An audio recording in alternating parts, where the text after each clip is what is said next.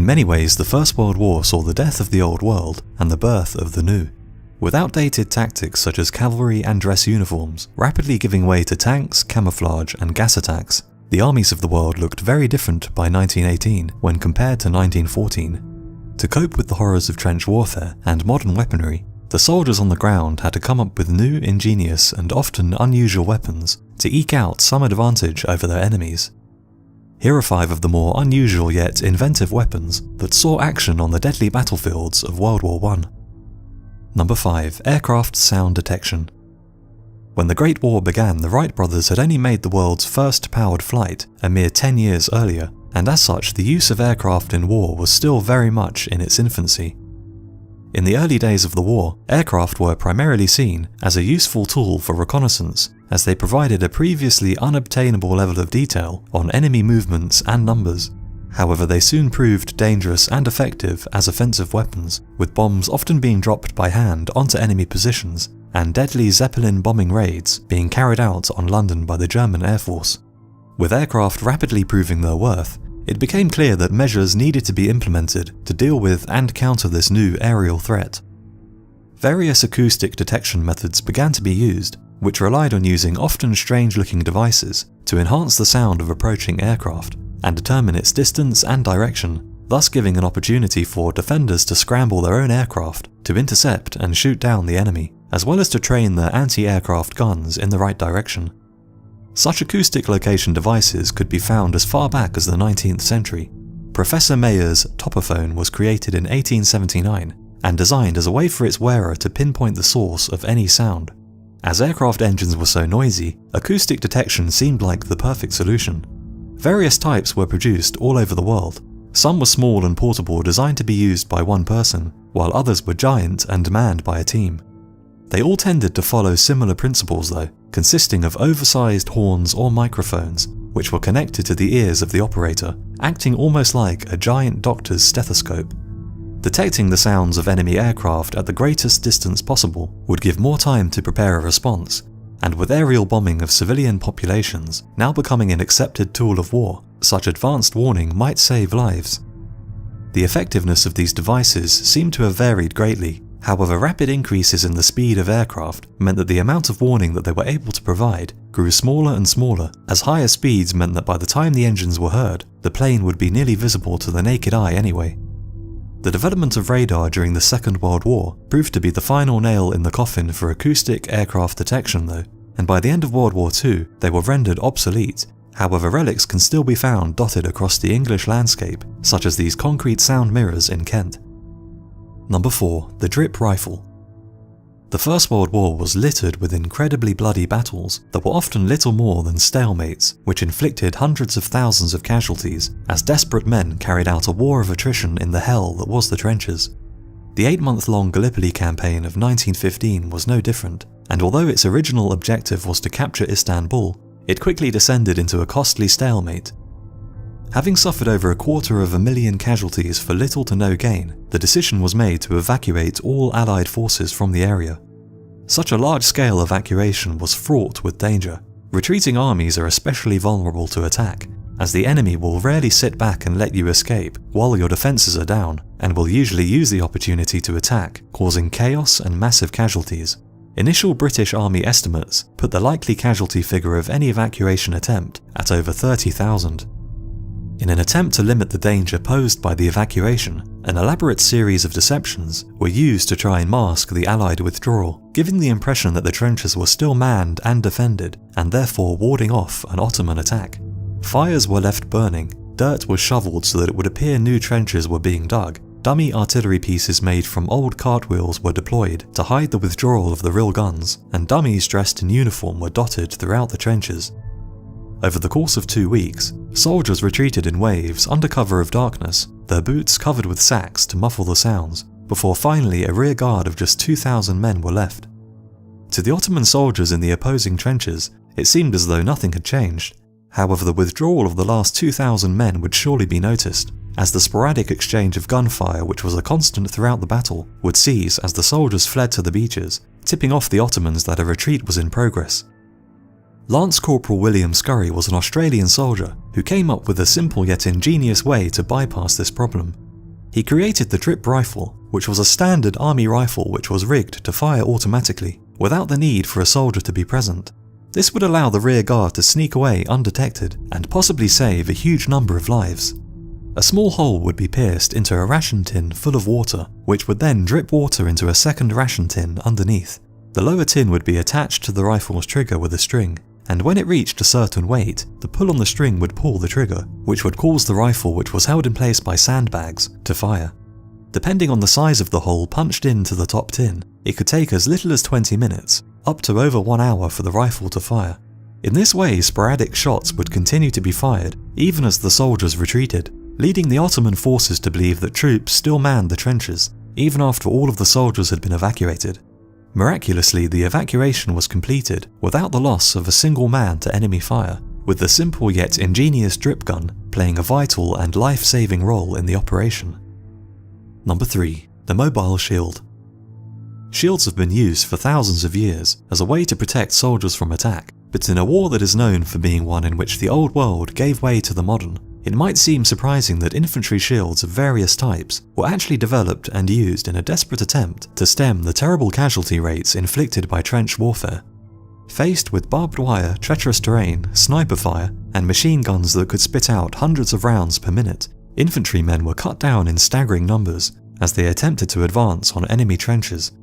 Armies looked back in history for a way to provide protection for their vulnerable soldiers, and a variety of mobile shields were developed and put into use. The idea was not necessarily new. During the Russo-Japanese War of 1904 to 1905, small infantry shields were used during sieges, and since guns were first used on the battlefield, soldiers have experimented with various types of body armor and shields in an effort to protect themselves from the immense killing power of the bullet. This Russian adjustable mobile shield was captured by the Germans in 1914 and looks more like something from medieval siege warfare than World War I. Small slots allow the soldier to fire from behind cover, and the giant steel shield is mounted on wheels. However, due to its incredible weight, it was likely to have been pulled by horses rather than moved in battle by the men. This problem with weight was one which prevented these types of shields from becoming widely used. To stop high-powered rifle rounds, the steel plate had to be thick and was therefore heavy, giving it limited mobility. Such giant shields would therefore prove too cumbersome to be relied upon, especially given the terrible terrain which most battles were fought on, where the land had become covered with shell craters and crossed with barbed wire, with much of the ground so muddy that it was more marsh than field, conditions in which such a heavy steel device would have simply sunk into the mud. Additionally, such shields also failed to protect men from the other main killer on the battlefield. Shellfire could burst behind or overhead, killing the man seeking refuge behind such shields, further limiting their usefulness. To counter these issues, smaller shields were often tested. These French one-man mobile shields were given limited use to protect men on wire-cutting duties, and the macadam shield shovel was a Canadian invention which turned a spade shovel into a portable shield. The handle would be folded, exposing a spike which would be driven into the ground. The shovel would then provide some limited protection for its owner, offering a hole to fire through, and in theory deflecting at least some incoming fire. 25,000 of these shovels were shipped to Europe, but the steel plate failed to stop even small arms fire, and due to its weight and the hole, proved ineffective as a digging tool, which prevented its wider adoption. Although these early and relatively low-tech shields failed, they no doubt played a role in inspiring the first battlefield tanks, which were essentially giant shields that were also mobile, and would lead to trench warfare finally becoming redundant, as they smashed through barbed wire and overran trenches, providing a desperately needed path for the infantry to break through enemy lines. Number 2. The periscope rifle. While life in the trenches was a dangerous and miserable existence, the deep tunnels and fortifications at least provided some protection from the seemingly endless enemy machine gun fire and shelling. However, such defences did not make soldiers immune, as they would still have to stick their head above the trench to fire on the enemy, or to simply see what was going on in no man's land. Throughout the war, highly skilled snipers armed with telescopic sights would be present on the battlefield and were a deadly and terrifying foe. They would often crawl out of their trenches and into no man's land under cover of darkness, using the terrain for cover, and even infamously making use of fake trees. There they would patiently wait, biding their time until an enemy soldier raised their head above the parapet. For many men taking a curious peek out of their trench, this would be the last thing they did, as the sniper trained his sights onto whatever part of their body was exposed and fired.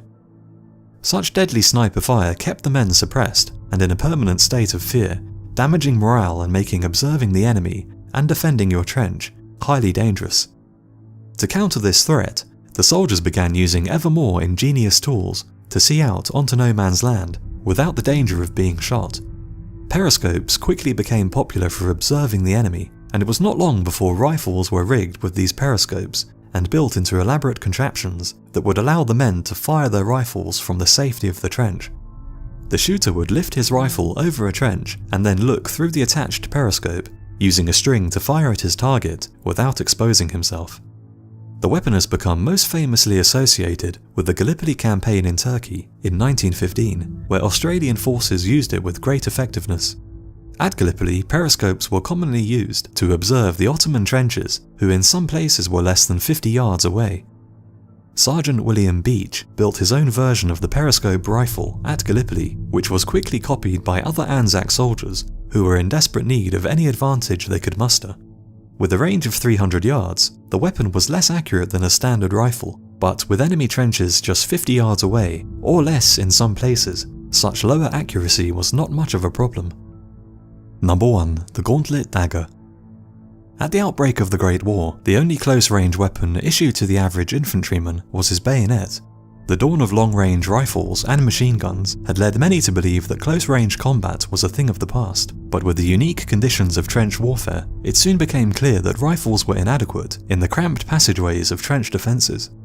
A strange but brutal renaissance in earlier forms of warfare blossomed, as a whole host of close-quarter weapons not seen on the battlefield for many years began being constructed and used by soldiers in the trenches. One of the most savage of these weapons was the Gauntlet Dagger, which consisted of a crude but sharp blade attached to a protective gauntlet. Inside, a crossbar would be gripped by the hand, and vicious attacks on the enemy could be dealt with a punching motion. Hooks on either side of the gauntlet helped keep the dagger steady, which would be used to deadly effect in savage up-close and personal combat inside the trenches. This brutal weapon perfectly sums up the paradox of First World War technology, which in so many ways introduced the world to industrial-scale modern killing machines. However, at the same time, crude weapons which had been used for thousands of years were still being put to lethal use, including pickaxe handles, hatchets, knuckle dusters, shovels with sharpened edges, and the dreaded trench club.